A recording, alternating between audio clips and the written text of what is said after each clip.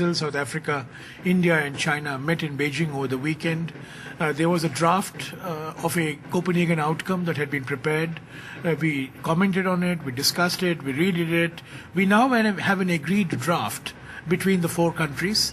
The chairman of the G77, Sudan, was also present. And we expect that this draft would serve as a basis for negotiations. What are some of the key points of that draft?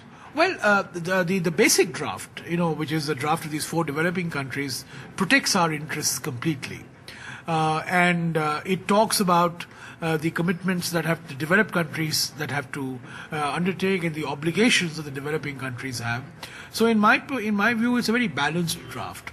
Now, Denmark is also going to be unveiling a draft for negotiations, which I've had a chance to look at it. And clearly, there are elements in that draft which are worrisome for us, which are actually unacceptable to us. For example, they've introduced the concept of a peaking year. The developing countries will have their emissions peak in 2025. Now, that's a complete no-no as far as India is concerned.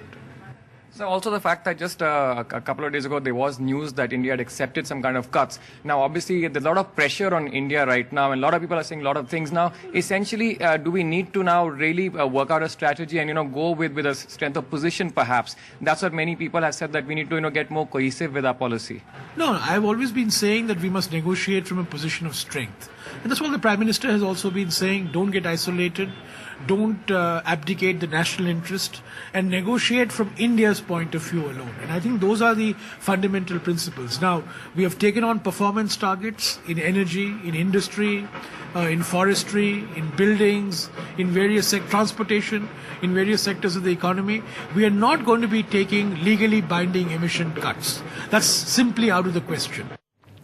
Tuba.com